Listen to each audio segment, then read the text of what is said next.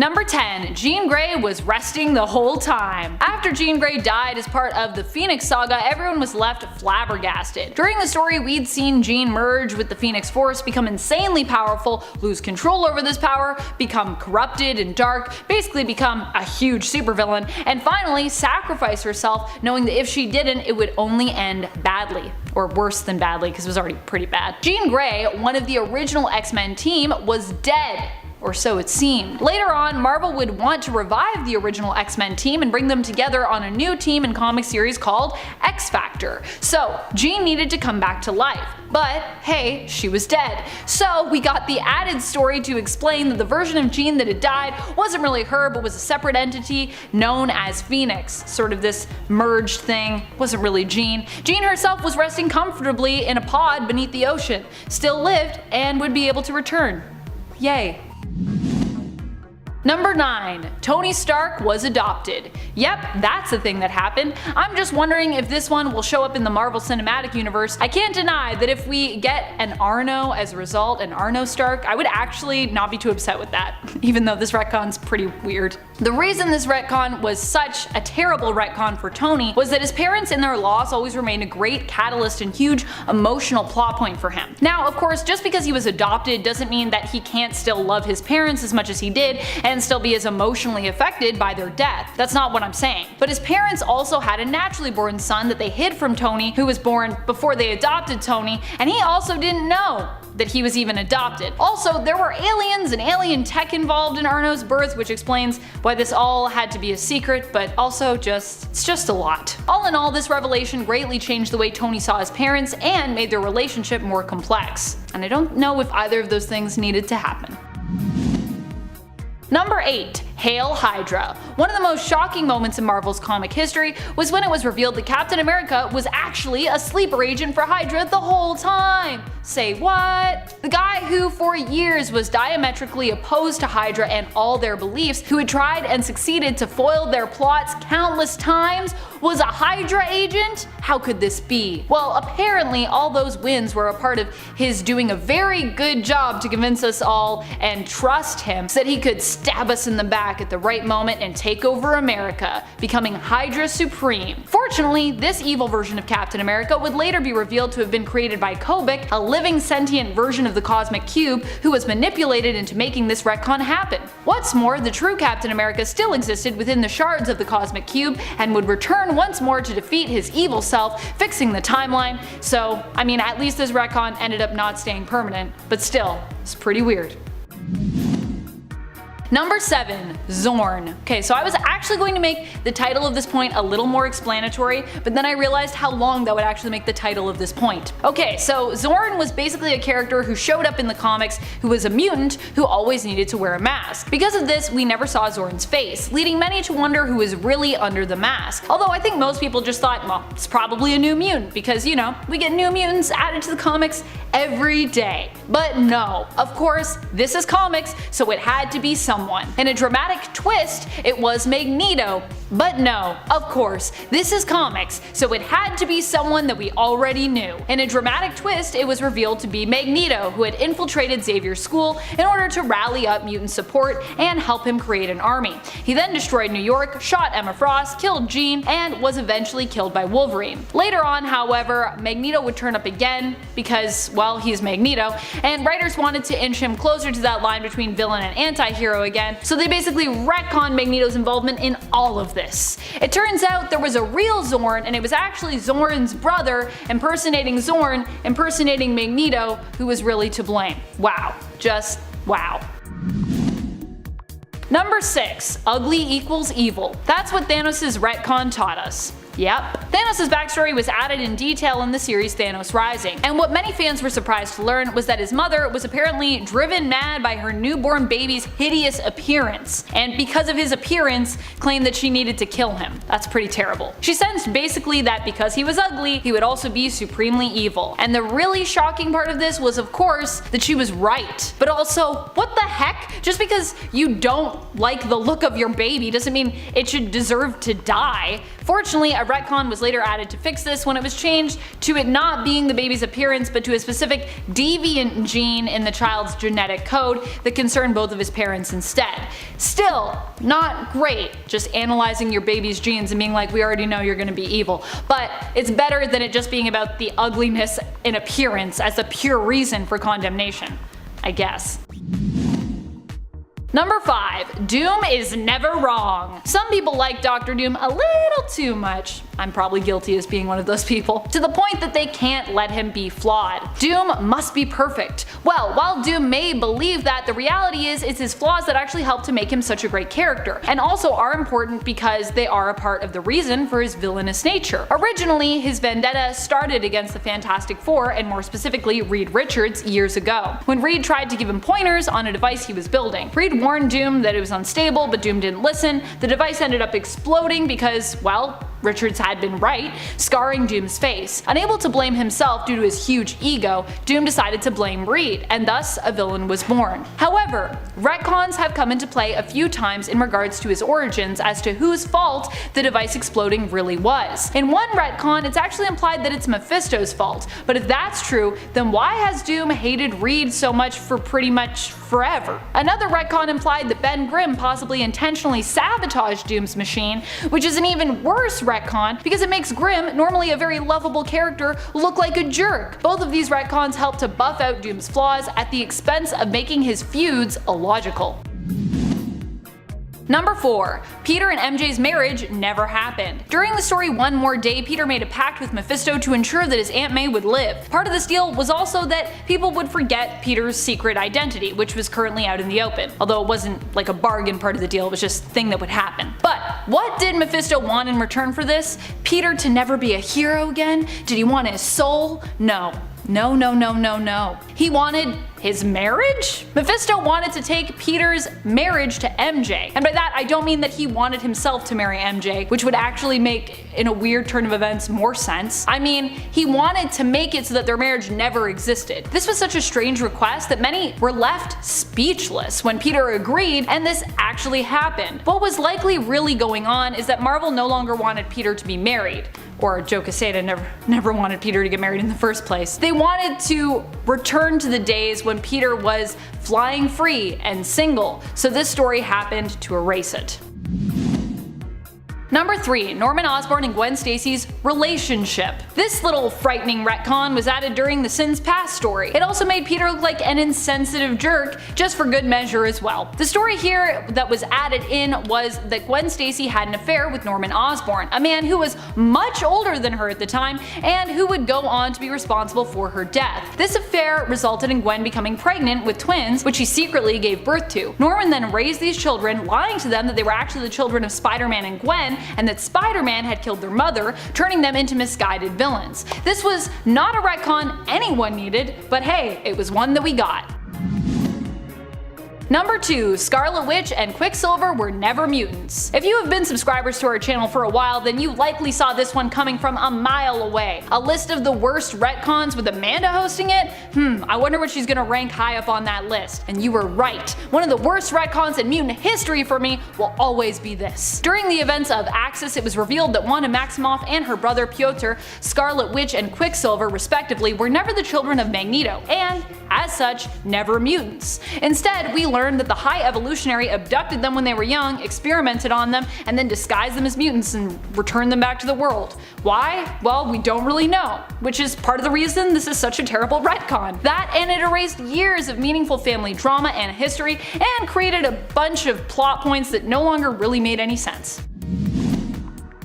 Number 1. Snap Wilson. Even worse than my own personal nerd rage towards the retcon of the Maximoff twins, everyone's outrage, my own included, against this retcon. I still can't believe this was a thing that even happened in the comics. Oh my goodness. Sam Wilson in the comics became a good friend of Captain America and was even known as his ally, the superhero Falcon. However, it was revealed that Sam Wilson wasn't actually Sam Wilson, a social worker from New York with falconry skills. This was all a fabrication of the Red Skull, who had used the cosmic cube to turn him into the perfect partner for Captain America as part of an insidious plot. The true persona of Wilson was the criminal thug and pimp known as Snap Wilson. What? This would be revealed to Cap as being his true persona, which Cap would then save him from. Yikes. Fortunately, years later we would see a retcon that would basically undo this one, turning the fake persona of Sam Wilson into the real persona for him, and the originally retconned real persona of Snap Wilson into the fake, meaning that Sam Wilson was always Sam Wilson and Snap Wilson was the version created and used by Red Skull.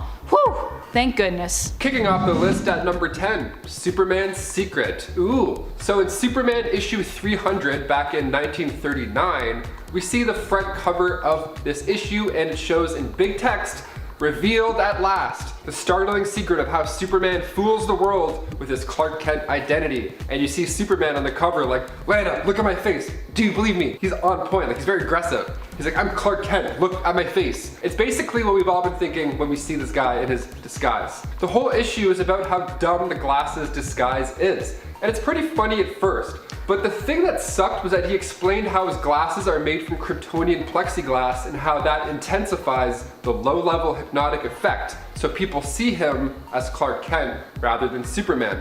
So he could be dressed in his gear and people are like, "No, you're definitely Clark Kent. I'm looking right at you. Your chest is the size of a car, but you know what? I think you're still Clark Kent." It wasn't until Byrne's 1986 reboot until this power was dropped.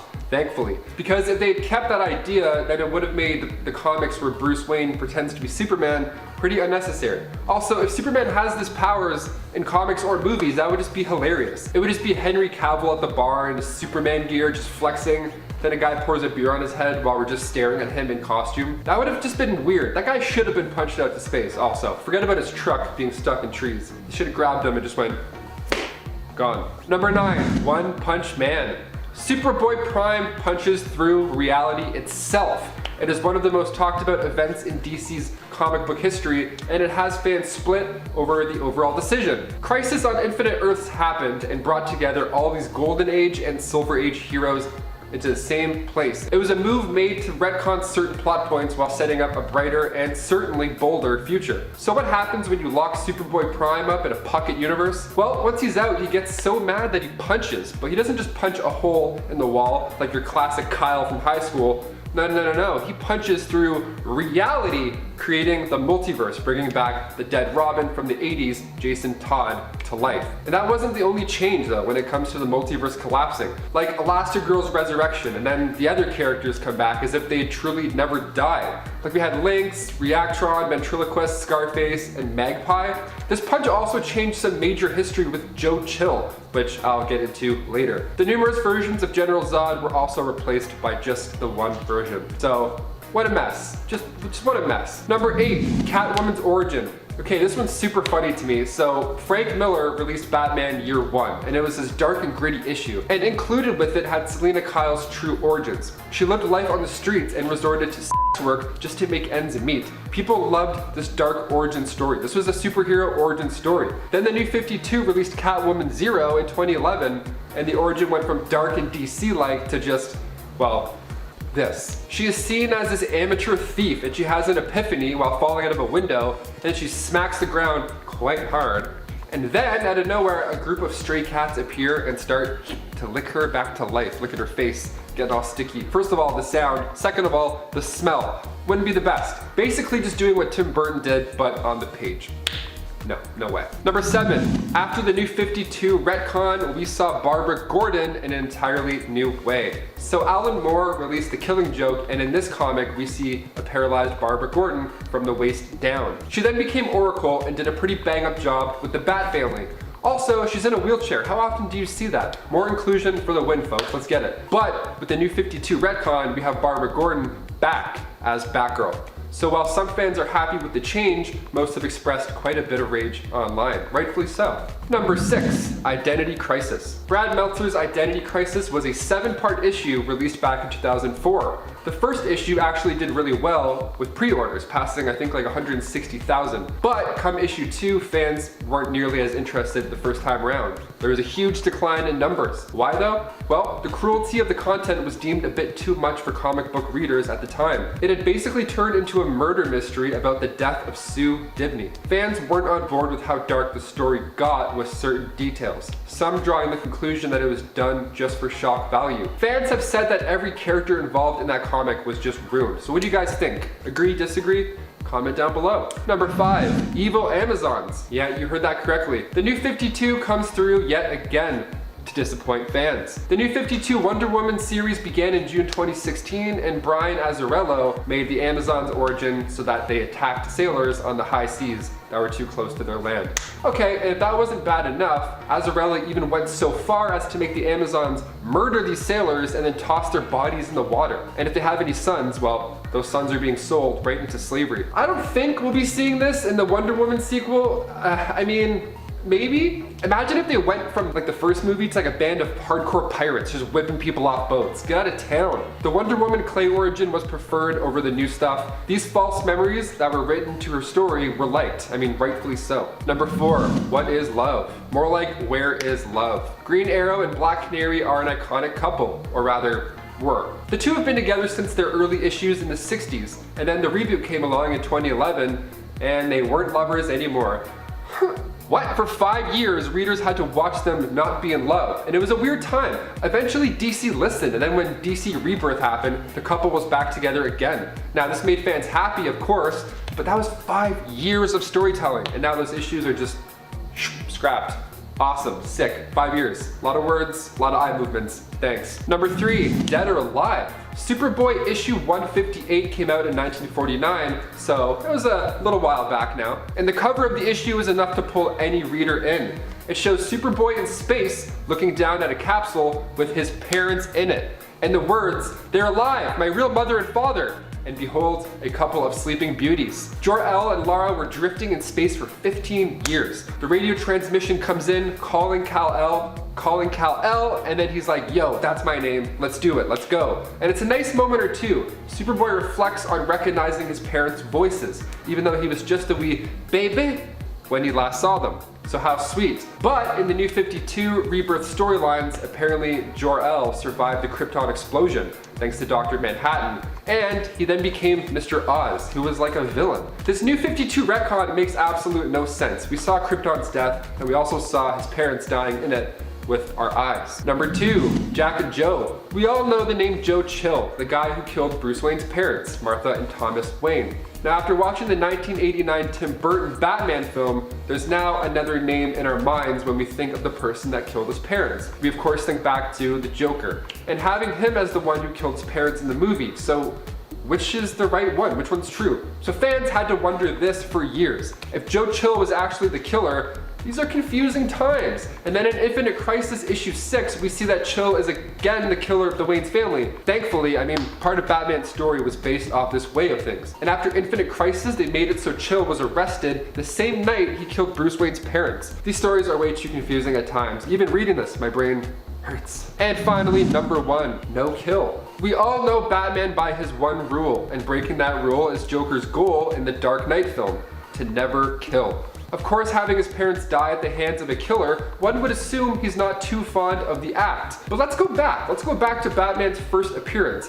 Back in 1939, Detective Comics issue 27. We straight up see Bruce push a guy into acid. Acid! It's said in the early days that many criminals died by the hands of the Bat. Bill Finger came in and retconned it so the Caped Crusader, starting in Batman issue 6, tells Robin that we never kill with weapons of any kind. With weapons? Ooh, gotta read the fine print, I don't know. No, Batman at that point still goes by the no kill rule. But what do you guys think? Was his actions, like in Batman vs Superman, unwarranted? I mean, this is obviously a darker, older version of the Batman where clearly people close to him died. I personally think he should kill. Make it so he pops dudes. People love the Punisher. I mean, you know, he wrecks people. Go get him, Batsy. Number 10, the Three Jokers. At the bottom of our list is the Three Jokers story. This is because it isn't canon to the main DC universe, but the setup is.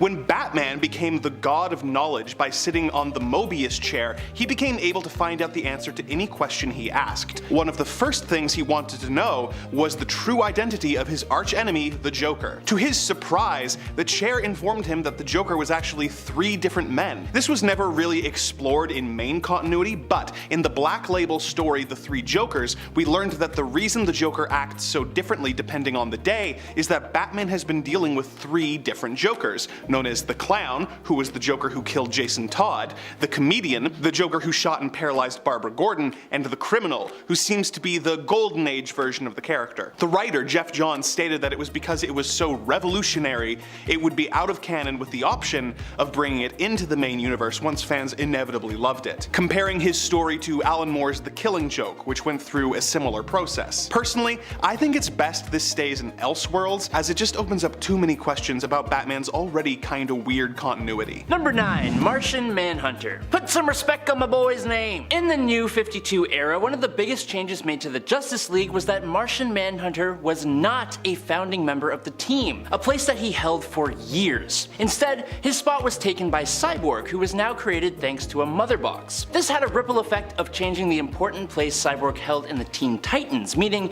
it was erased completely. I personally liked the change a little bit. I always have felt that Cyborg has been a little underappreciated, so to make him a founding member felt like a huge step up for his character, who is one of my favorites. But at the same time, John is also one of my favorites. It's just that his status as a newly arrived alien from Mars made it make more sense that Cyborg, who has lived a relatively normal human life on Earth, should be the one of the original defenders of the planet. It may be a weak argument, and I know that many people weren't too happy with the changes to both the JLA and the Titans. Let me know your thoughts. Number 8. Hal Jordan, from hero to villain to host. Hal Jordan was one of the most beloved and respected members of the Green Lantern Corps. When his home, Coast City, was destroyed by supervillains, he was consumed by grief. He tried to recreate his city and its inhabitants with his ring, but as this was against the ring rules, he was summoned by the Guardians of the Universe for judgment. He snapped and killed pretty much the entire Green Lantern Corps, taking their rings in hopes of becoming so powerful that he could restart the universe and save his city. He started calling himself Parallax and was now a villain. He eventually learned the error of his ways and sacrificed himself to save the day and died. DC eventually wanted to bring him back as Green Lantern,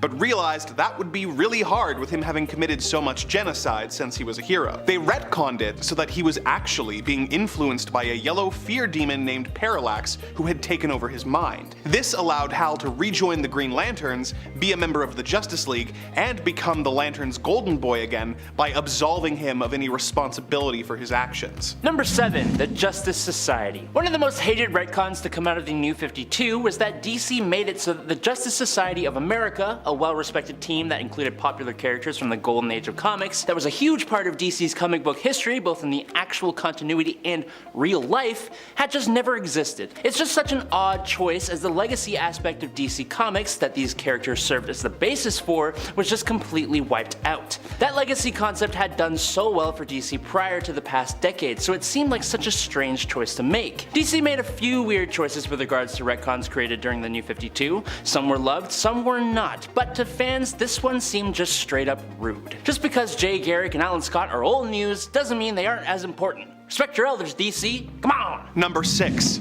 Tim Drake.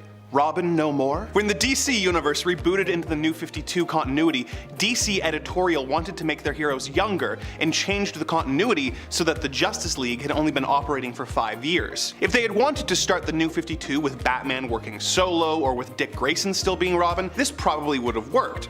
But DC wanted to have their cake and eat it too, wanting a younger Batman, but still wanting to use characters like Nightwing and Jason Todd. In order to accommodate the new timeline, retcons to the various Robins' backstories had to be made. Dick and Jason got away relatively unscathed, but Tim Drake got the short end of the stick. Tim was originally introduced after Jason Todd had died at the hands of the Joker. Batman was acting recklessly, and Tim deduced that Batman was Bruce Wayne. Believing that Batman needs a Robin to temper his aggression, he asked Dick to become Robin again, but ended up getting the gig himself, being the main boy wonder from 1990 until 2009 when Damian Wayne became the new Robin and Tim Drake became Red Robin. In New 52 canon, he never quite figured out Batman's identity and was never Robin, having apparently always been Red Robin. Fans hated this, and his original origin was eventually put back into canon. Another consequence of the New 52 was that in order to explain how Batman had a 10-year-old son, Damian was retconned to be a genetically engineered baby who had grown faster than normal. Number 5. Identity. Identity Crisis was a really engaging mystery story that paid great close attention to comic book history, but unfortunately Unfortunately, it is another one of DC's strange retconning events that changed quite a few things that left readers completely flabbergasted. Whether it was the super unnecessary and inappropriate use of Dr. Light's attack on Sue Dibney, which itself was an example of the crappy way women were treated in comic book stories in order to motivate the male hero,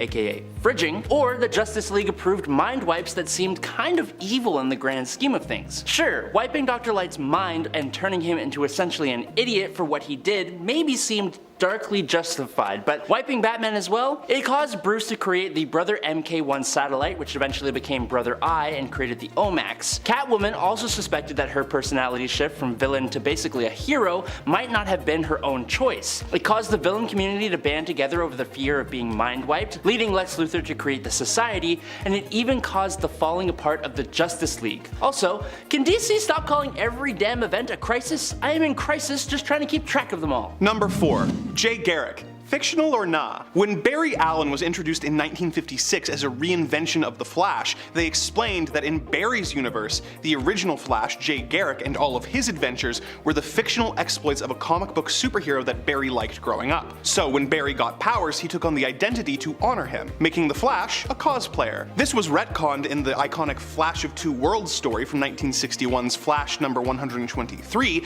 where Barry accidentally was transported to Jay's world. He learned that Jay was in a different universe, and that the comics written by Gardner Fox were actually dreams that he had remembered and written down. As Barry explained, obviously when the writer was asleep, his mind was turned in on Jay's vibratory Earth. This was a weird way to incorporate Jay Garrick, but it also had long-running effects on the larger DC universe, as this is also the introduction of the DC multiverse. Number 3. Jason Todd. Ah, yes, the over-aggressive black sheep of the Bat family, the poster boy for toxic Batman fans everywhere, and the most lazily written Robin of the bunch. At least at first. When Jason Todd first showed up on the scene, after the Robin mantle was abandoned by Dick Grayson, it was downhill from the start. For starters, DC made his backstory almost identical to that of Dick himself. Jason was part of a circus that was attacked by Killer Croc, which resulted in the passing of his parents, and that is when Batman took him under his wing and trained him to be Robin.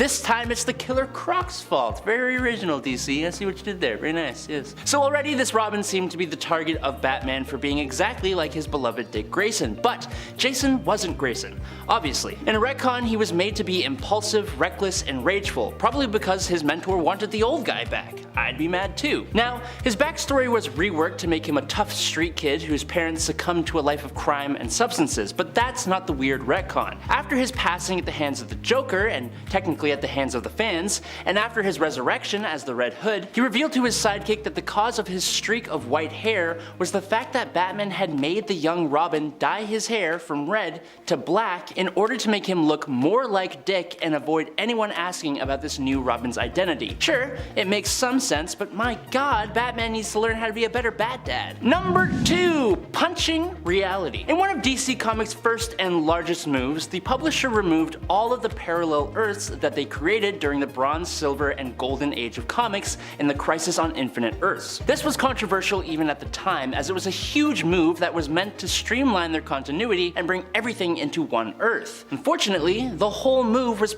pretty pointless because it didn't take DC long to go back on that idea and retcon it, but they did it in what was honestly an incredibly odd way. We're talking comic books here, so there is a large suspension of disbelief that needs to take place, but making Superboy Prime punch reality just seems on another level. Being from an alternate reality himself, he got so mad at the current state of affairs in the DC universe that he punched a hole in reality, which created the multiverse again and started the incredibly complex history of DC continuity, which only recently was reverted so that literally everything is canon if you want it to be. We did a whole explained on the DC continuity, so if you want to check that out, we will add a link for you right somewhere over here. Number 1.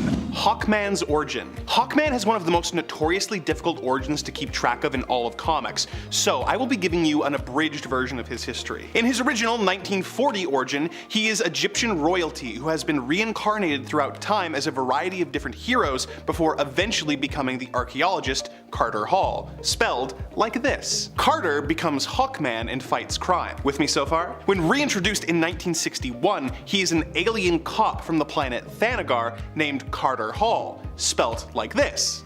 He comes to Earth and takes on the secret identity of an archaeologist named Carter Hall, with the original spelling. It makes sense when you think of him as a total reinvention of the original character. Where things start to get confusing is 2 years later when we learn that the two different versions are actually multiversal variants of each other, with the alien living on Earth 1 and the original archaeologist being on Earth 2. In 1986, the Crisis on Infinite Earths happens, and all of the worlds are combined into one. How to handle the continuity? Well, they changed it so that they were two different people who just happened to have similar sounding names and were both Hawkman at different points in history, with the original operating in the 40s and the alien operating in the 80s. In 1994, 0 Hour happens and all of the various Hawkmen become one guy, but it doesn't stick. In 2011, the New 52 retcons Hawkman so that he has always been a space cop from Thanagar. In 2017, Carter with a C is reintroduced, with it being explained that he reincarnates because the knife he was killed with in Egypt was made of nth metal from a Thanagarian ship,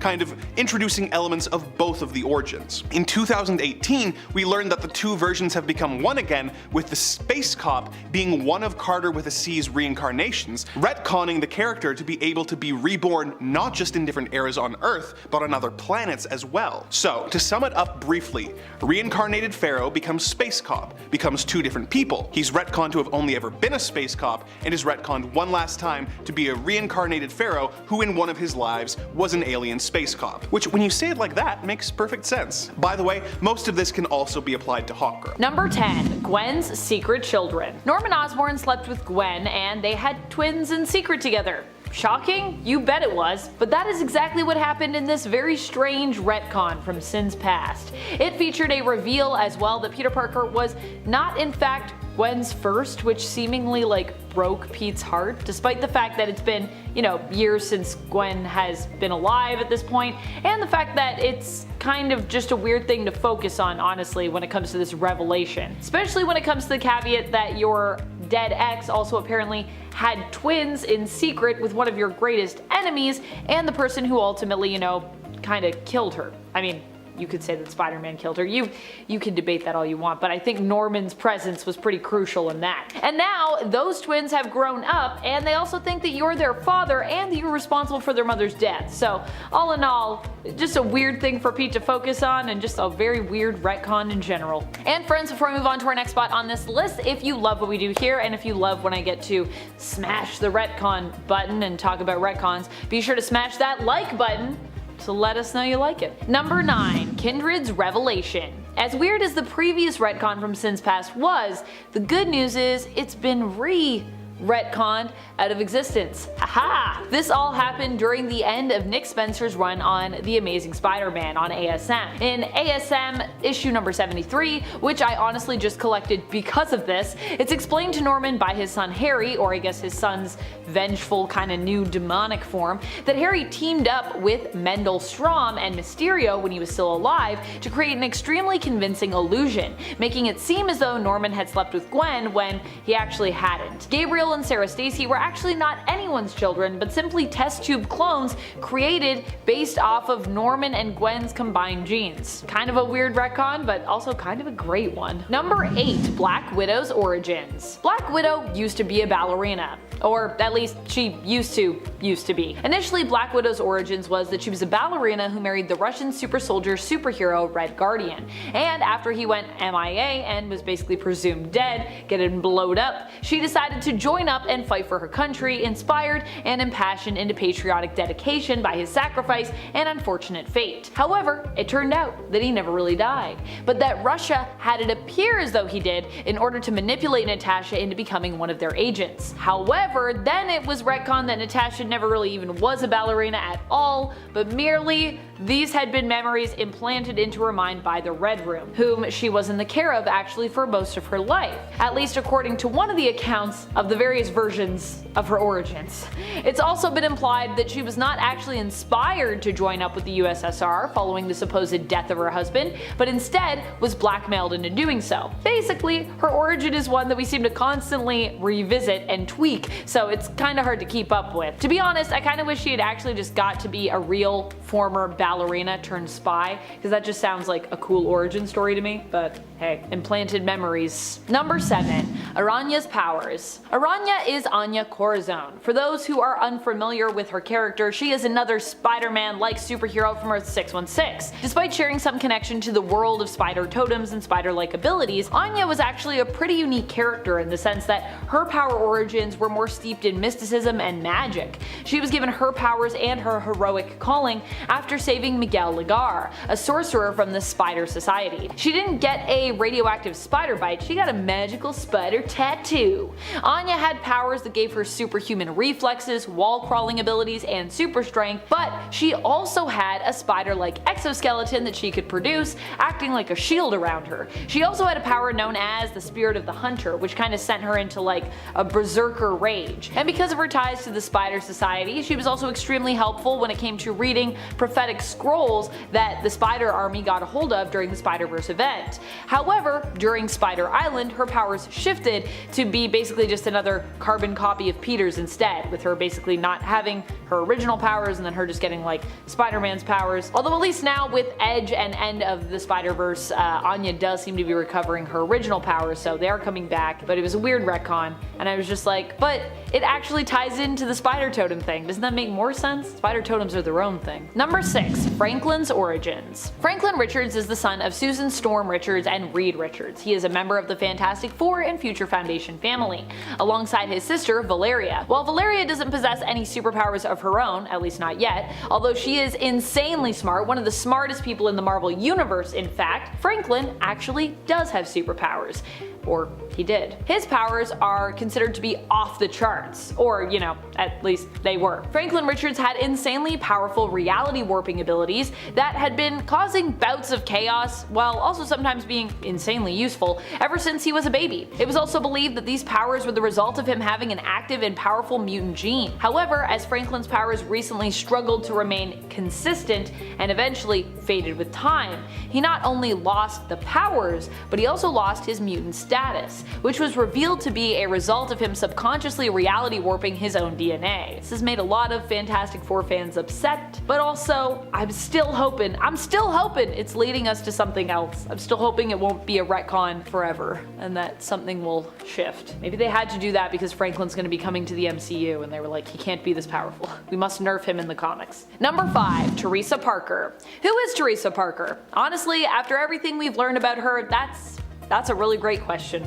but one that isn't easy to answer. Initially, Teresa appeared in a non-canonical story, but ended up later being brought into the 616 continuity. There she was introduced as the possible mystery daughter of Mary and Richard Parker. Her birth being kept secret after the death of her potential parents, Teresa would be adopted and later would end up as a member of the CIA. As an adult, even she was unsure of her true parentage. It is implied, however, that she was the secret daughter of Mary and Richard, which would make her Peter's estranged sister. Eventually, her and Peter meet and even team up, but after we seemingly have somewhat confirmed her status as a Parker, although even that origin was still pretty shaky, it was later re-retconned that indeed she might not be. Chameleon attempted to manipulate Teresa, offering her alternative origins and even at one point suggesting that she may have come from the Chameleon Academy and be one of their own sleeper agents. Regardless though, Teresa addressed all the confusion of her origins by simply stating that regardless of her natural born parentage, she would always consider herself a Parker. So, hey, at least there's that. Does that make it any clearer? No, but at least we know where Teresa feels she stands. I think that's important. Number 4. Spider-Totems. I explain them a lot on this channel whenever we talk about them because honestly, they're kind of weird and most people are like, what's that? What's a Spider-Totem? To be fair, I do personally love what they have done as a concept for the Spider-Verse, basically bringing together like all the alternate versions of Spider-Man. So there's that, and I think that is a good part of them. So, okay, what are Spider-Totems? Where did they come from? Why?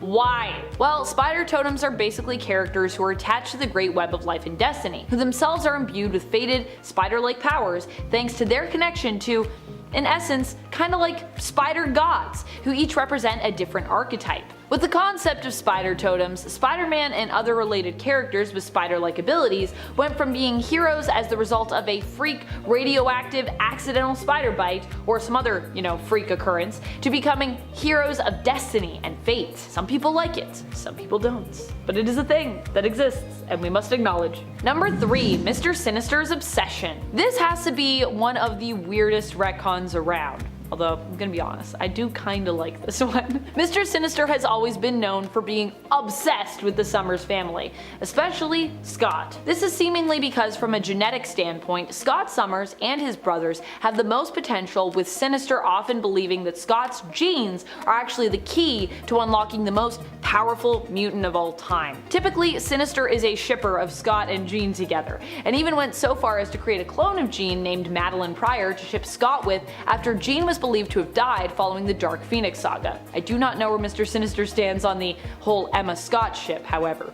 In Sinister's own origin story as Nathaniel Essex, we later learned that this obsession with Jean and Scott together started before he was even Mr. Sinister really, with him meeting them when they traveled back to the past during a mission given to them by Clan Ascani. So basically, Sinister's obsession with Cyclops is kind of like a time paradox, because he met them as Nathaniel Essex before he met them as Mr. Sinister, but meeting them in their future, his past, made him obsessed with them in his future, their past. Number 2, Silk and Spider-Man.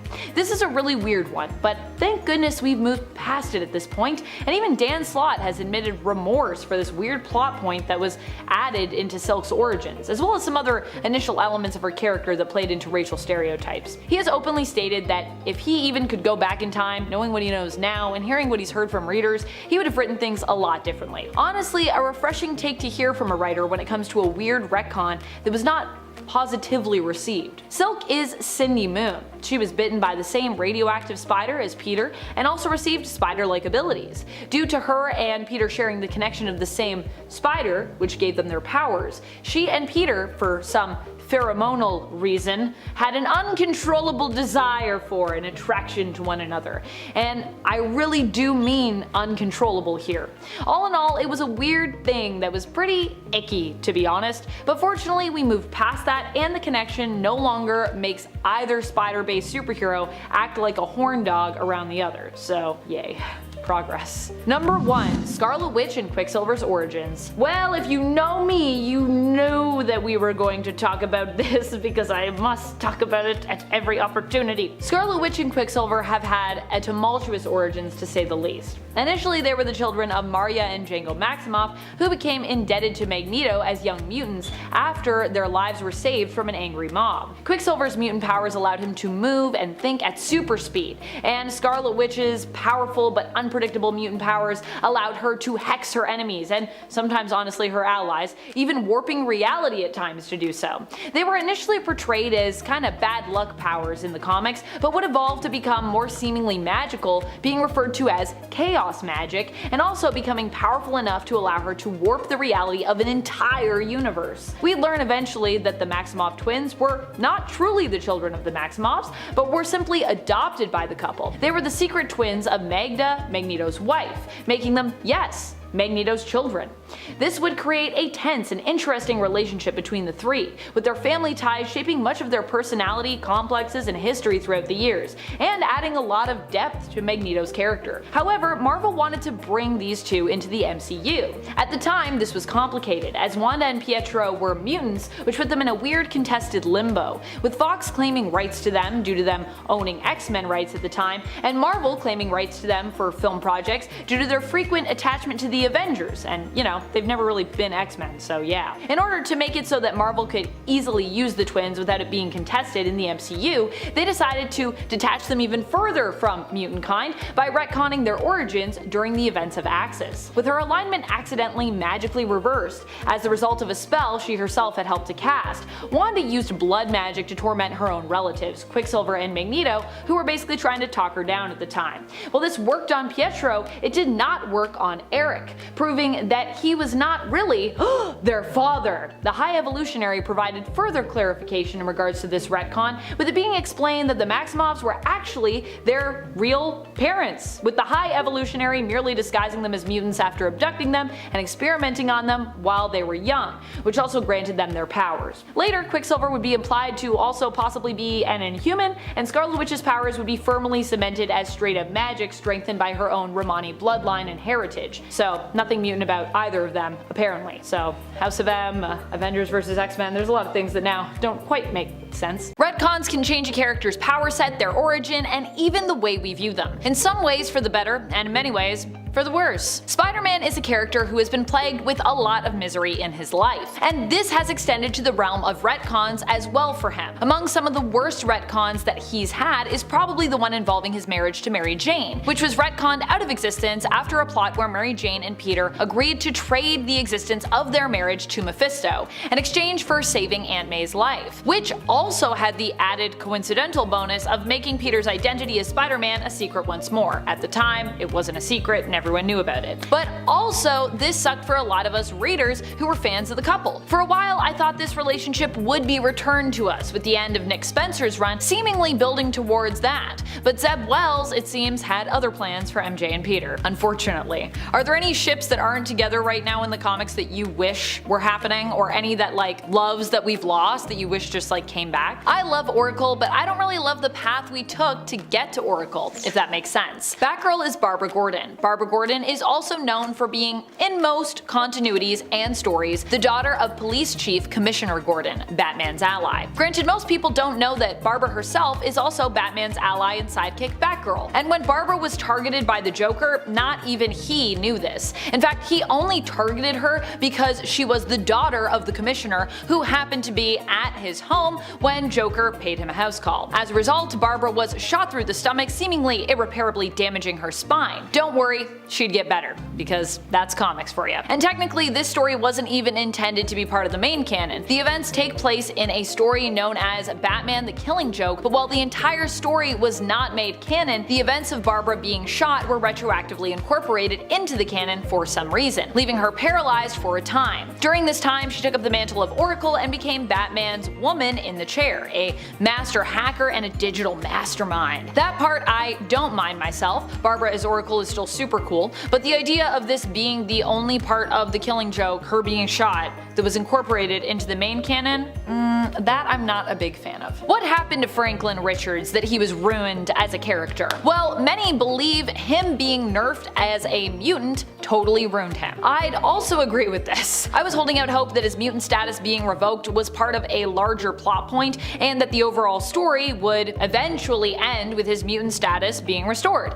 But I've been waiting for some time, and my hope is starting to die out, alas. This change also means that all the fighting that happened over Franklin between the X-Men and the Fantastic Four basically just didn't matter. Joker is a character whose origin is plagued with retcons, plagued with them, one after the other. While I wouldn't say this, I know some believe that learning the origin of the Joker in Batman 3 Jokers was something that ruined the character for them. In fact, many folks would extend this back to when Batman, using the Mobius chair, learned the true identity of the Joker. Although really what he had learned, as we learn in 3 Jokers, was that there were multiple Jokers. That was the answer he got. To me, having multiple Jokers makes sense, though the idea that they were all selected and then forged in a soup of chemicals in a giant pool is pretty odd. This retcon might be a bit more controversial in terms of its inclusion here on my list. I'm sure some people are going to have strong feelings about me including this here, but I'm gonna keep going. Some people really love it, some people hate it. Me, I can actually see both sides overall. I'm personally kinda just more mixed on it, but that's enough for me to include it here. Hal Jordan is often celebrated as many readers' favorite version of Green Lantern, but he hasn't always been a hero in the comics. There was a time when he actually turned dark, but this was explained away by the fact that apparently, retroactively,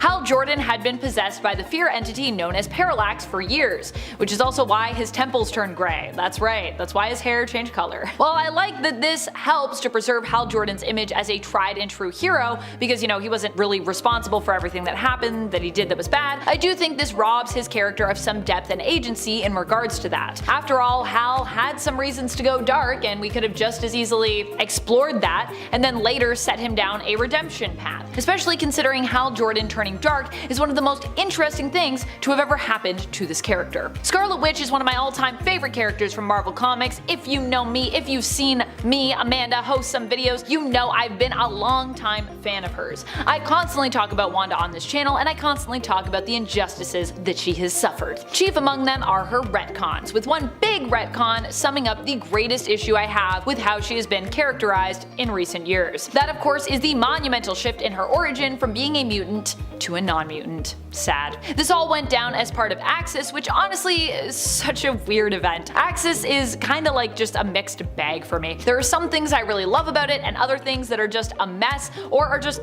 super weird, honestly. Friendly Neighborhood Carnage, I am looking at you here, but one of the messiest parts of that event for me is the fallout we get with Quicksilver and Scarlet Witch and their fake dad, Magneto. Here we learn when Wanda attempts to put a blood hex on her brother and her father that Magneto is not actually blood related to her, and ergo, is not the father. Of course, while this revelation for Wanda has always upset me, it does not end there. It extends to Quicksilver as well. Poor Quicksilver. He was really put in a weird position after this revelation. No longer a mutant, we'd find out he was somehow kind of an Inhuman, or his genes were like altered by the Inhuman process of Terrigenesis. It's a whole weird thing. Quicksilver gets depowered and then ends up getting his powers back through Terrigenesis, basically. And yes, I know what you're about to say. Isn't that just an Inhuman thing? Normally, yes. So does this mean that Quicksilver is an Inhuman? Overall, no, but also like kinda? I mean, he was married to an Inhuman and his daughter is an Inhuman, so like, I think they mostly just wanted a place to put him in terms of a camp other than, you know, Team Avengers camp. Also, this was at a time where Marvel still didn't have those X-Men rights, so Inhumans were still a thing that they were kind of trying to push and make cool because they didn't have film rights for the X-Men. The Inhumans are cool, by the way, they just aren't really the same as the X-Men in my opinion, so it was kind of just a weird push. Like, let the Inhumans be the Inhumans, let the X-Men be the X-Men. That's what I think.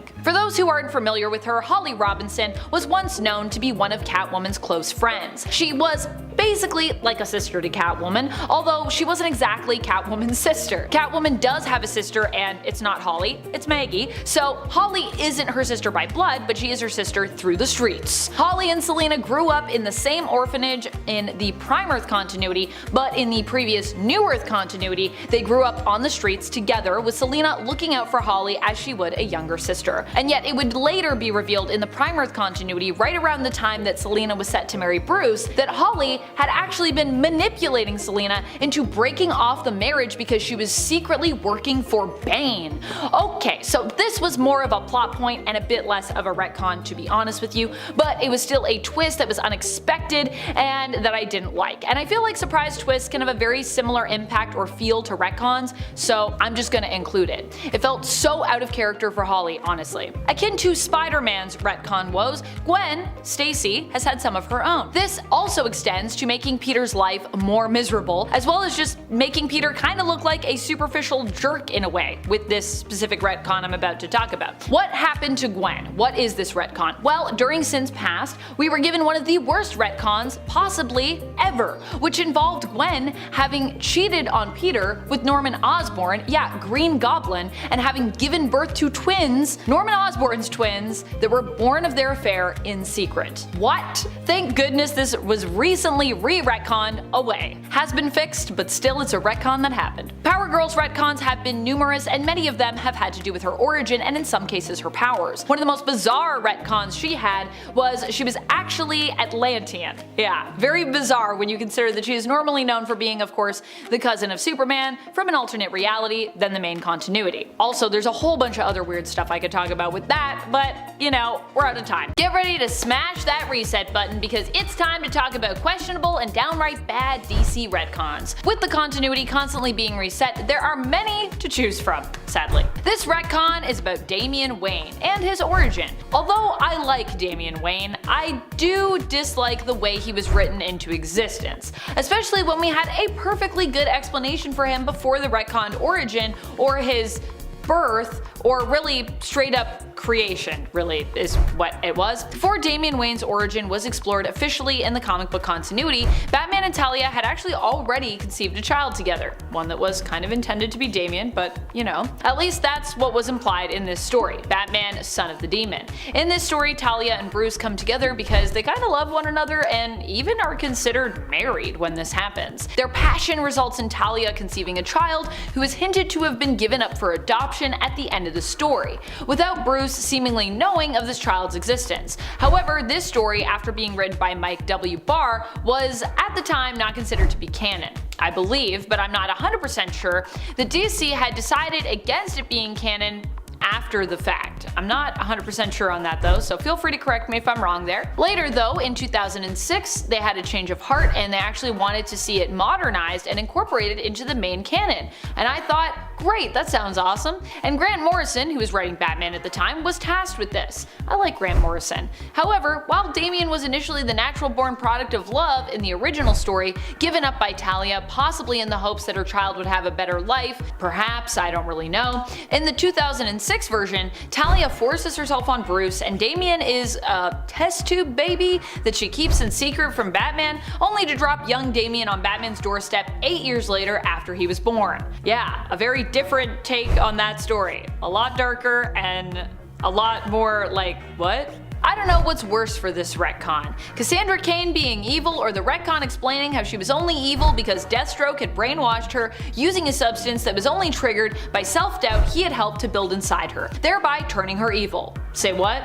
This all went down during, you guessed it, the New 52, where Cassandra's Batgirl book disappeared and in its place we got an evil Cassandra Cain who popped up in Robin. The retcon of this retcon, which honestly is also pretty awful in its own right, even though it's trying to undo something that's also really terrible, was from Titans. In case you want to go back and relive any of this magic. Oh, New 52, New 52. You know, to be honest, this one isn't all New 52's fault. I've always found Black Canary's origins to be a bit confusing, because she is either Dinah the Black Canary, daughter of Dinah, Black Canary, or she is Dinah, who killed a demon and was abandoned by her parents at a young age as her origin was randomly changed during the New 52 continuity, only to be once again changed to a combination of these two origins. Canary, you're making me want to cry.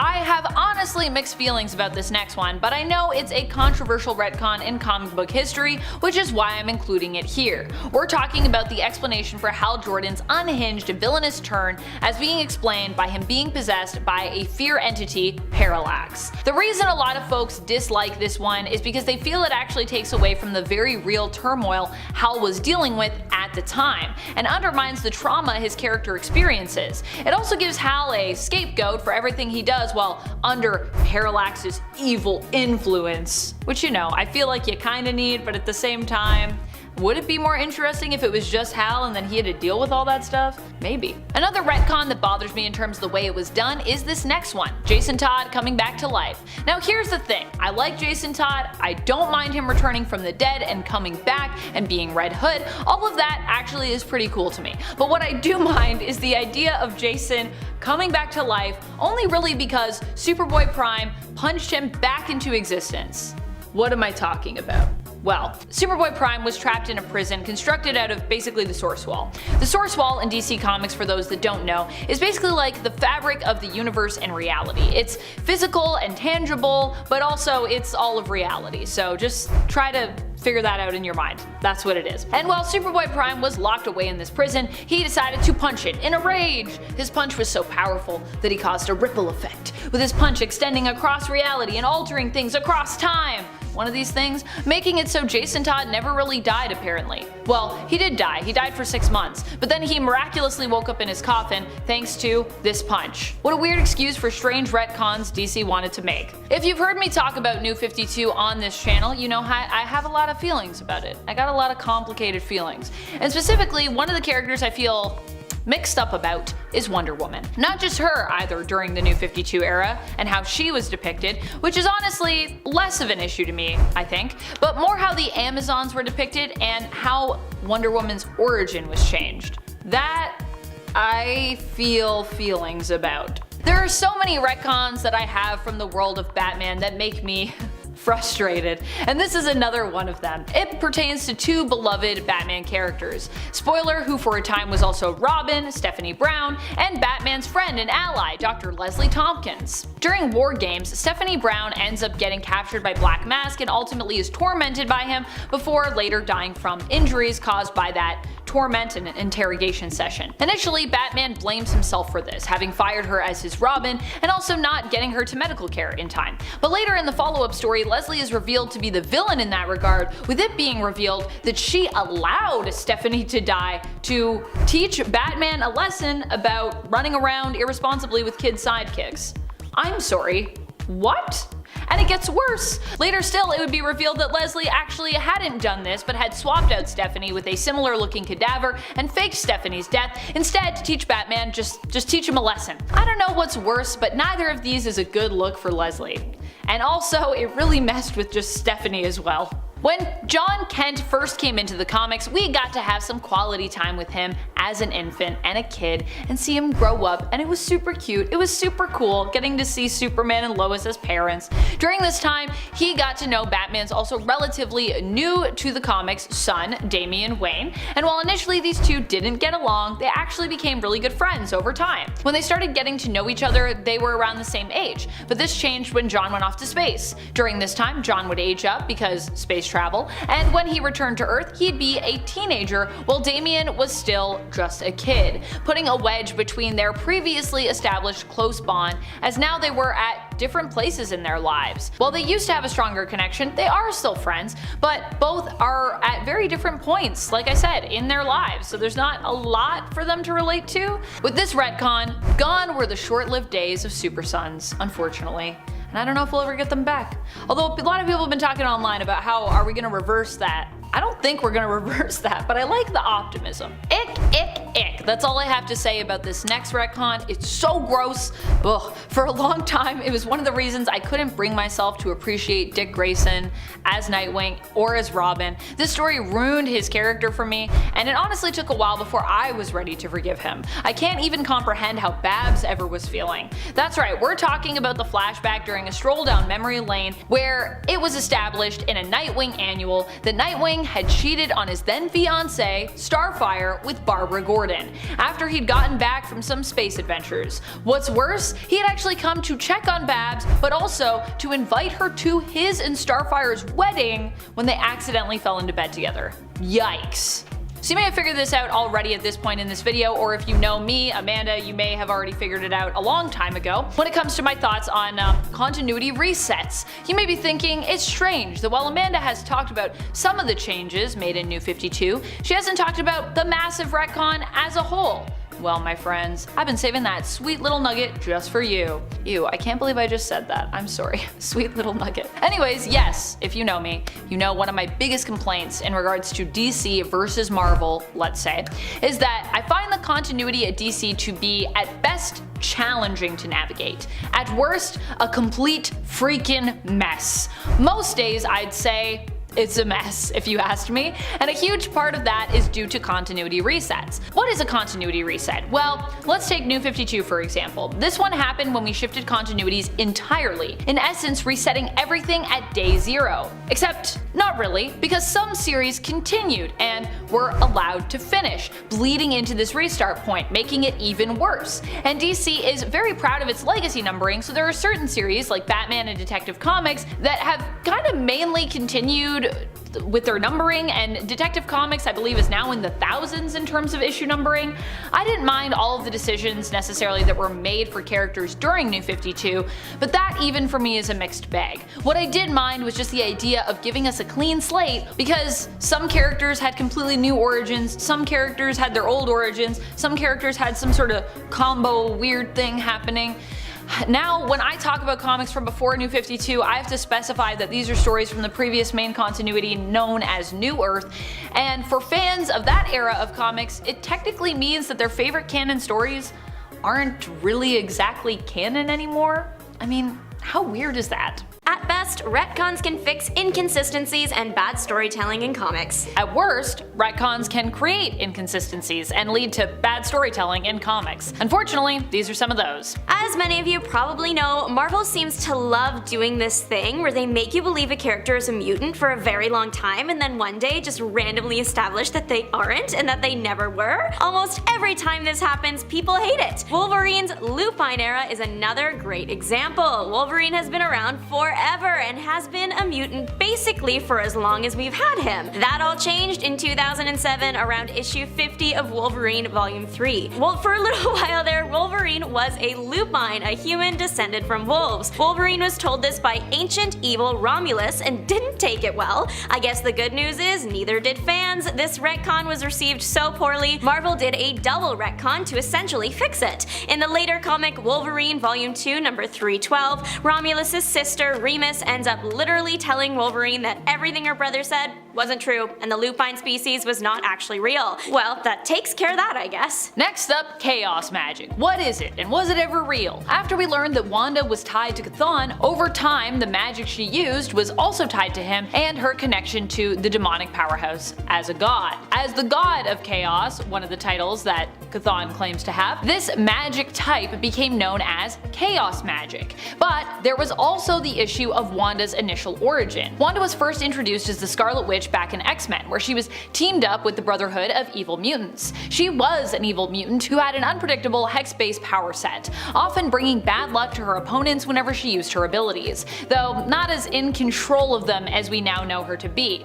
She usually couldn't pick exactly what would happen, she'd just like hex people and something bad would happen. So, which was she? Was she mutant or was she magic? Or was she some combo of these two things? That's kind of what chaos magic was considered to be for a while, a sort of combo of those two things, until Avengers Disassembled, when it was then established by Doctor Strange that chaos magic was no longer real. In fact, according to Strange, it never had been real. This was the reason he couldn't help Wanda or the Avengers during Avengers Disassembled or House of M. However, later still, chaos magic was then re-retconned back into existence as Wanda, now no longer considered a mutant, needed an exploration for her natural magical aptitude. Not only that, but chaos magic was then considered to be the oldest form of magic in all of existence, apparently, predating even Chthon. And apparently this is also sometimes why Doctor Strange didn't know about it, because it's so old, but you'd think as the Sorcerer Supreme, you would know that. Chthon apparently didn't create this magic, he simply used it, because that's how old it was. Wanda's link to Chthon, chaos magic, and the mystic arts through her family lineage were used to explain her innate power, especially because she's not a mutant, so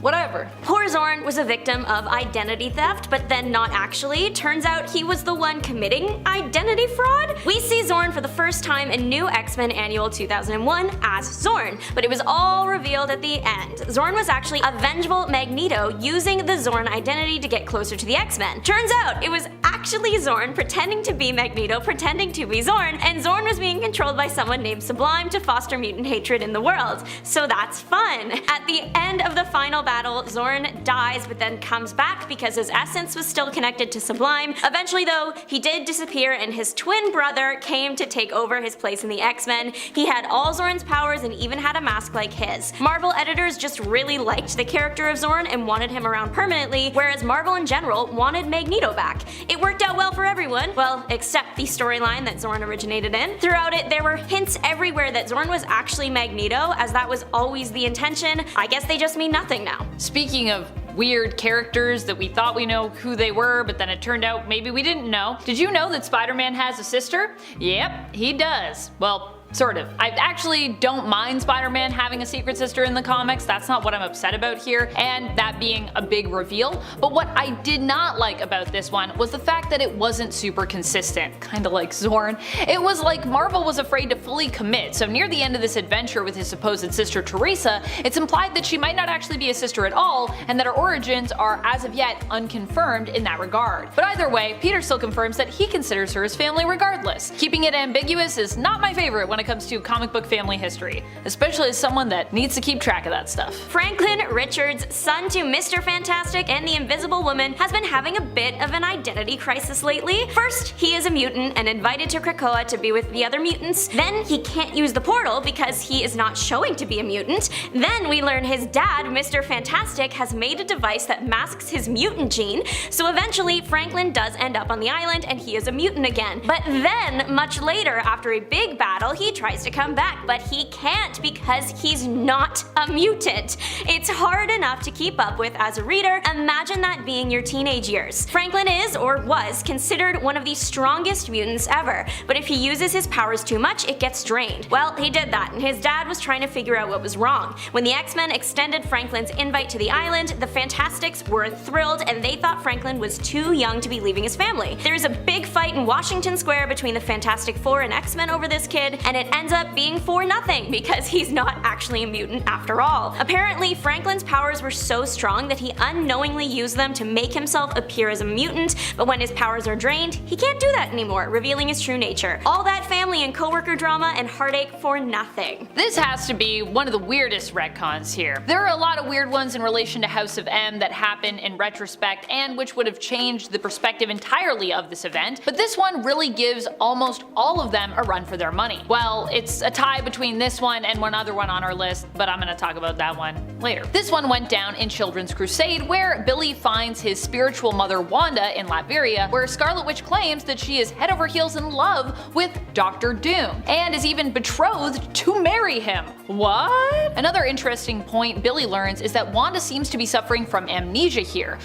Turns out that this was all seemingly part of a plot of Doom's to steal Wanda's power. However, it is also implied that the two did really have feelings for each other, despite Doom's claims that it was all a fervent sham, and that Wanda means nothing to him. In his anger, he even claims that she is so worthless, she wasn't even the true cause of House of M, and that it all actually happened due to his own machinations. That's right, he marches in there saying House of M was all me, baby. Interesting. I generally write this one off as Doom just being frustrated at the result of his plan not going to plan, as we still have yet to see any proof of Victor's claim here, I believe, but it is possible that this was meant to be taken literally and it was a retcon that was intended to absolve Wanda of her guilt. But at the same time, it also would kind of make much of the event feel hollow because Wanda was pushed to her actions due to her own trauma and hurt at that time, so it makes sense that she's behind House of M. And while I'm not condoning what she did, it did make sense for her character to lash out like she did. Hence why Doom being behind it all really makes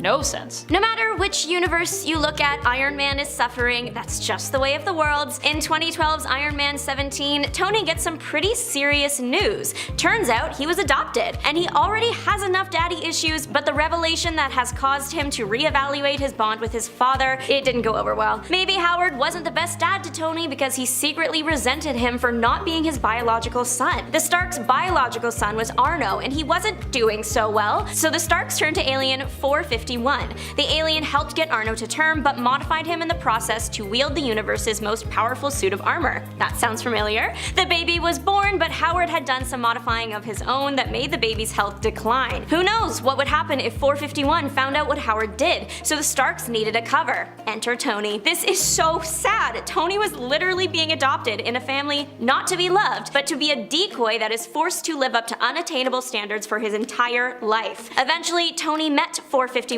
and tried and failed to pilot the armor. When he got back down to Earth, the ever-curious Tony looked into why he couldn't do it and found a tape in which Howard explained everything. Marvel, give Tony a break challenge level impossible. What's interesting about a lot of retcons is that they are usually implemented by writers or creative teams who are different from the ones who established the initial canon for a character, which honestly makes sense. These are new creatives who either might not be aware of the established canon, might not like it, or might just want to change it up because they want to shake things up and have like a new vision for a character or just established lore. But this isn't always the case, like with Genesis and her alter ego, the demonic entity Annihilation, during Ten of Swords. Genesis was revealed to be the retconned wife of Apocalypse, who also happened to be the one under the Mask of Annihilation or the Helm of Annihilation, possessed by the demonic Amenthi entity. However, by the end of Ten of Swords, we'd actually saved Genesis from her possession, with Saturnine transforming the Helm of Annihilation into a staff, The whole purpose of Saturnine doing this was to zap Annihilation's power somewhat, making it easier for the wielder to dominate and control this power instead of Annihilation possessing the wielder. This way, Genesis and the Iraqi mutants would have complete control over the Amenthi army without being possessed. But apparently, this was not actually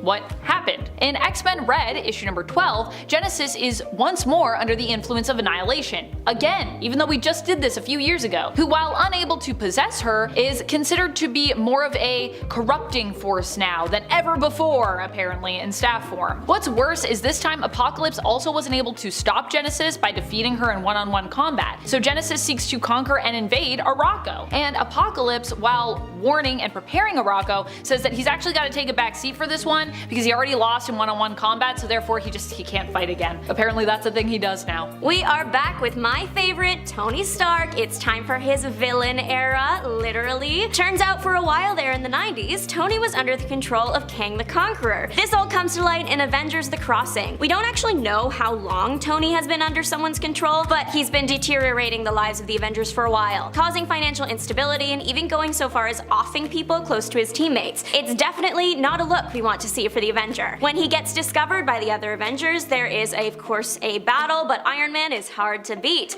What do the Avengers do? They travel back in time and they get another Tony. Teenage Tony inspires evil Tony to become good again, and evil Tony sacrifices himself to save the day, becoming a hero again. This retcon already messed with Tony's character, but now it means that Tony is just really young for a while, until it's eventually, thankfully, fixed when all the Avengers died and then were revived by someone we have already seen, Mr. Franklin Richards. But specifically the version of him that Franklin knew best, meaning older Tony, but he's a good guy again. Most fans dislike this retcon for what it did to Iron Man, but it was also just confusing. Later on, Kang even confirmed that he was just trying to create confusion. Mission accomplished, dude. Speaking of things that are confusing, especially in the modern light of day, this is the retcon that is tied for worst in the wake of the House of M aftermath. If you know me, you can guess what I'm about to say next. Say it with me. Scarlet Witch and Quicksilver are no longer mutants. What? Why? And how?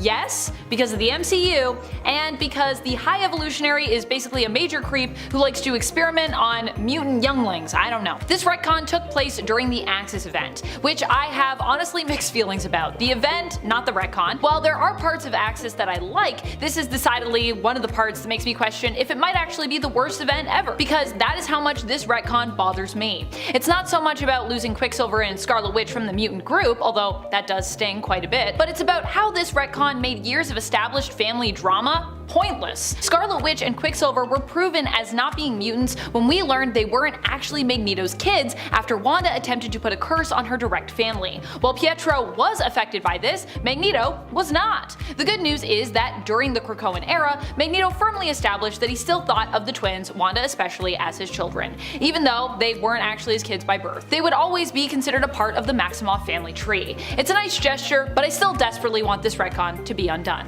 Please, Marvel, please answer my pleas. Comic book retcons are a really interesting concept. They have the ability to be the coolest thing ever, or they have the ability to completely turn away an entire fanbase and ruin entire characters and arcs. We're gonna talk about the best of both worlds. Starting with Avengers 1 Million. Introduced in Marvel Legacy number 1 over 1 million years ago, the early human mutant known as Firehair became the avatar of the Phoenix Force and nearly destroyed the entire planet. Now, realizing that that's bad, and that she wasn't the only one capable of that level of power, she began assembling a team of supernatural and mystical beings to protect humanity and Earth. The eventual team was made up of the Asgardian god Odin Bor's son, the demigod sorcerer Agamotto, the Black Panther of the Panther tribe, the woolly mammoth riding Ghost Rider, Iron Fist fan Faye, and a super smart caveman who wielded the Star Brand, which made him look surprisingly like the Hulk, but red. Now, after fighting some corrupted Celestials as well as time-traveling villains from the present like Thanos, multiple Doctor Dooms, and Mephisto, the team eventually disbanded. Now, I personally think it's really awesome. Like, the concept is just super cool. The only problem is that given the actual history of the Earth, and the history of some of the characters involved, and a whole bunch of things, actually it doesn't really make any sense. But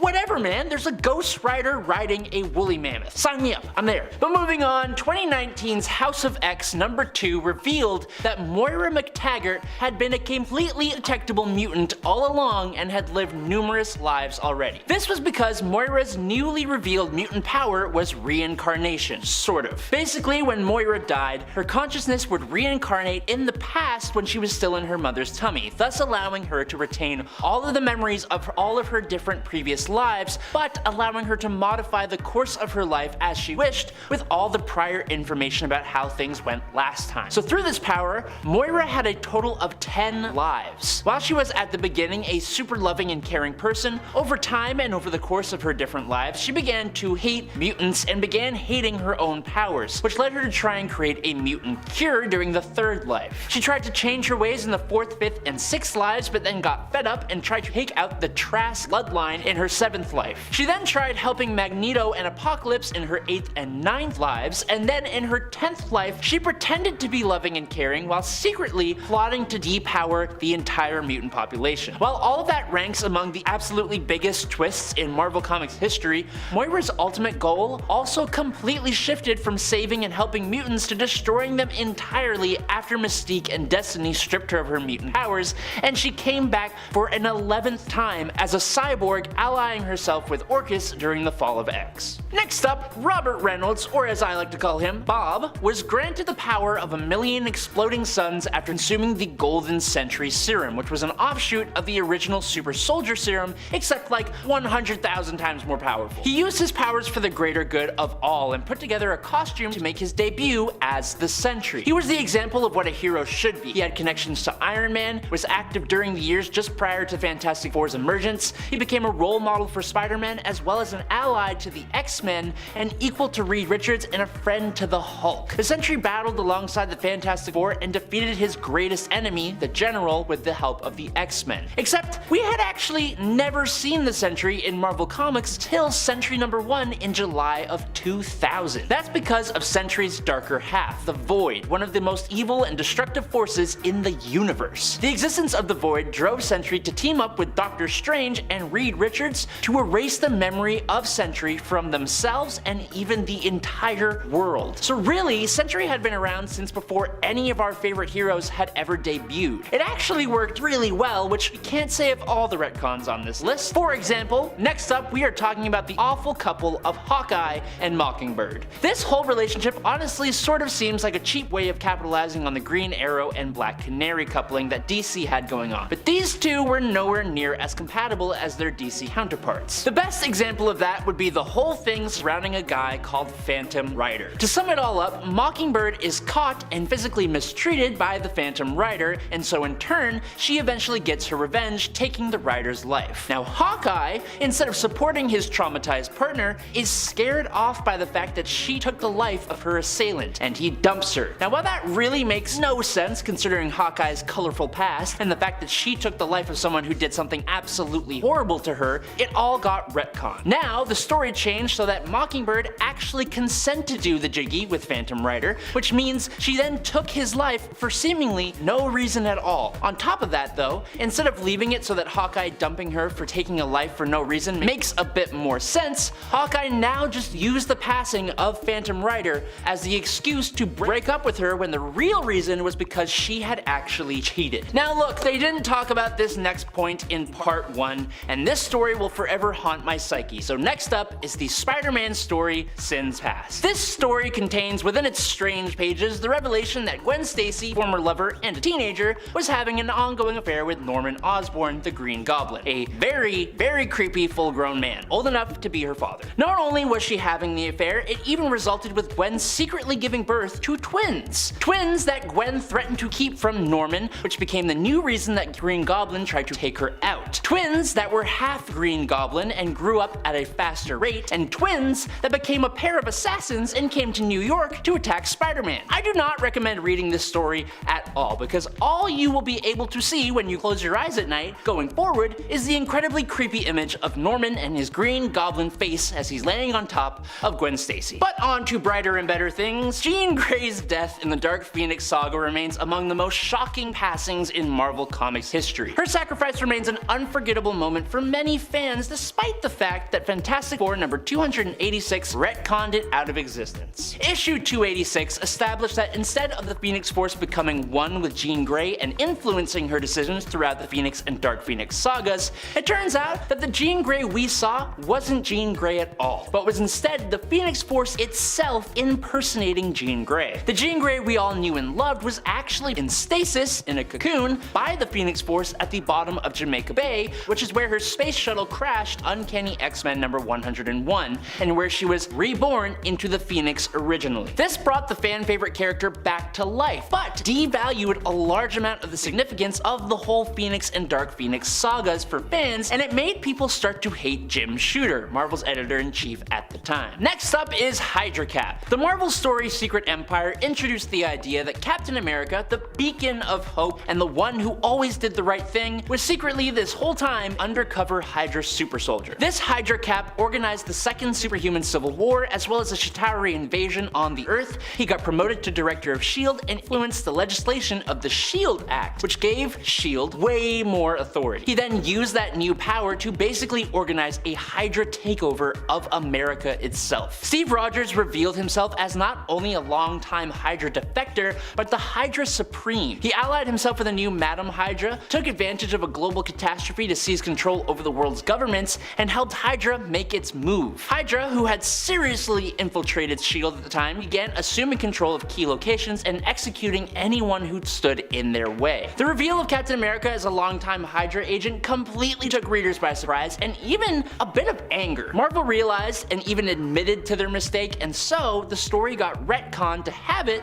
so that the character known as Cubic, who was essentially a living cosmic cube in the form of a child, was manipulated by Hydra to create a Captain America who grew up being loyal to Hydra. This Hydra Cap would eventually supplant the real Captain America of Earth 616 till the true Captain America came back and beat the snot out of him. Hydra Cap then became an actually really good villain, and Marvel has actually found a way to use the Hydra Cap again, with him recently returning under the guise of Captain Krakoa in the Fall of X storyline. But speaking of mutants, in Giant Size X-Men number 1, Charles Xavier puts together a brand new team thanks to the fact that his original X group was being held captive by the living island Krakoa. However, we later learn that this new team wasn't the only one, because Professor X already sent another new squad of X-Men to save his original team, and they were all horribly killed. X-Men Deadly Genesis revealed that Professor X had put together a backup team of X-Men made up of Sway, Darwin, Petra, and the newly revealed and teased at third Summers brother, Vulcan. This new team all seemed to perish at the hands of Krakoa, and rather than admit to his poor decision making that got a bunch of mutants AIA and taking responsibility for it all, Charles Xavier instead just erased the minds of everyone who knew about this team, including wiping the entire memory of Vulcan from his older brother Cyclops' memory. Xavier then put together a new X-Men team that debuted in 1974's Giant Size X-Men number 1. As it was, this whole thing came back to bite Xavier in the butt big way when it turned out that Vulcan hadn't actually passed away at all. Now, sticking with the X-Men and mutants, the Mutant Massacre storyline was one of the biggest X-Men storylines of the 80s. This crossover involved evil marauders slaughtering hundreds of sewer-dwelling mutants known as Morlocks before finally being defeated by the X-Men. It's not really a complicated story, but Marvel added new layers to Mutant Massacre by retroactively inserting several characters into the story who hadn't been conceived of by Marvel creators at the time the story came out. Basically, readers would learn that the Mutant Massacre was orchestrated by Mr. Sinister because many of the Morlocks were created by his rival, Dark Beast. Sinister felt his own work was being perverted by Dark Beast, and more than that, it was revealed that Gambit was hired to lead the Marauders straight to their prey. Despite his remorse though, that revelation severely damaged Gambit's reputation as an X-Man. And last up for today, for the longest time, Bucky Barnes was one of the few comic book characters that appeared would actually remain deceased alongside Captain Marvel of the Kree. Initially believed to have perished on a mission alongside Captain America, crashing while on an experimental rocket while Cap himself went plunging into the depths and got frozen into a popsicle with a squishy center. But Bucky was in actuality captured and subjected to intense brainwashing by the USSR. When Marvel relaunched the Captain Marvel comics in 2004 under Ed Brubaker and Steve Epting, they brought in the Winter Soldier, one of the deadliest assassins in the Marvel universe, capable of going toe-to-toe with Captain America himself. And it wasn't long before Cap Cap came to the horrified realization that his new enemy was none other than his former sidekick. Bucky's time as a ruthless brainwashed assassin was colored by dark deeds and pretty chilling action. He came into contact with tons of characters like Nick Fury or Black Widow, who he helped train, and he even ended the life of Wolverine's wife, Itsu. This dark past would haunt him for a very long time after he returned to the side of the heroes. Now, while Bucky has rejoined the ranks of heroes, the shadow of his time as the Winter Soldier just continues to cast a long, pretty haunting presence over his character.